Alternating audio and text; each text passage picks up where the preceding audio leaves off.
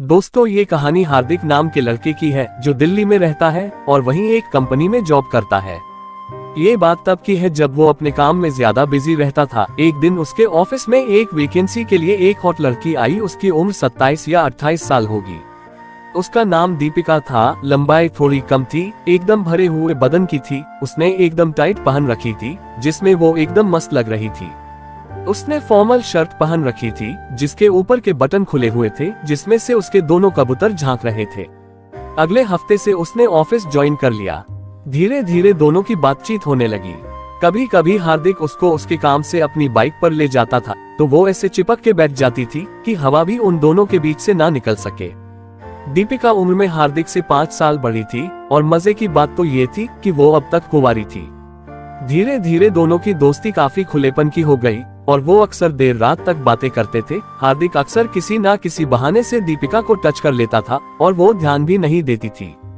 कभी कभी वो दोनों ऑफिस के बाद गार्डन में घूमने जाते थे तो गले में हाथ डाल के घूमा करते थे। धीरे धीरे उन्होंने गाल के किस करना चालू किए और गार्डन के अंधेरे में एक दिन हार्दिक ने दीपिका से होठों पर किस की परमिशन मांगी और उसने किसी को ना बताने की शर्त पर दे दी।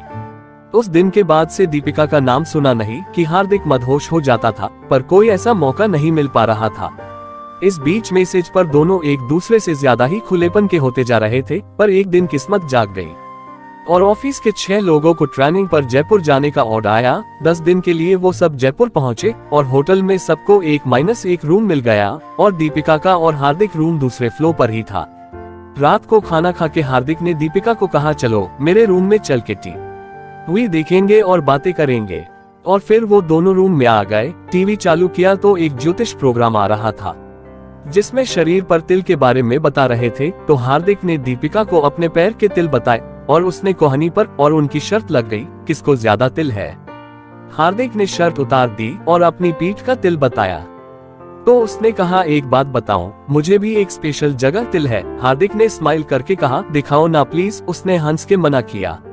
हार्दिक ने कहा, क्या यार दीपिका, आपने बीच में क्या छुपाया है, दिखाओ ना। उसने कहा, ठीक है, और अपनी टी शर्ट का गला थोड़ा नीचे खींचकाया तो उसके दोनों संतरों के बीच में एक तिल था। हार्दिक देखता रह गया। उसने झट से टी शर्ट ठीक कर ली। हार्दिक ने धीरे से उसको अपने पास लाकर लंबा सा होंठों पर किस किया और उन दोनों के चेहरे लाल हो गए थे। हार्दिक ने उसकी टी शर्ट की तरफ इशारा करके कहा, दीपिका प्लीज मुझे इसको उतारने की परमिशन दोगी। उसने शर्मा के कहा, तुम्हारी मर्जी। बस फिर क्या था। हार्दिक ने तुरंत उसकी टी शर्ट उतार के बेड से नीचे फेंक दी। दोस्तों, उसके कबूतर इतने बड़े थे कि उसके पिंजरे में आ ही नहीं रहे थे। ऐसा लग रहा था जैसे अभी पिंजरे से बाहर निकल आएंगे। हार्दिक ने तुरंत ऊपर से ही उनको चूमना शुरू किया और उसने हार्दिक को अपनी बाहों में ले लिया। धीरे से हार्दिक ने उसकी थैली से एक संतरा बाहर निकाल लिया। वो शर्मा गई। हार्दिक का कॉन्फिडेंस बढ़ गया था। वो कसमसाने लगी। अब वो मदहोश हो चुकी थी। अब उसके साथ वो सब करा जा सकता है जो एक पति और पत्नी के बीच होता है। हार्दिक भी उसके साथ सब कुछ करने के लिए तैयार था। वो खड़ी हुई और कहने लगी, और कितना तड़पाओगे मुझे, मुझसे अब और बर्दाश्त नहीं हो रहा।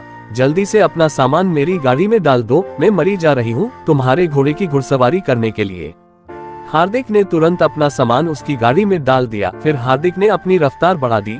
वो मचल उठी।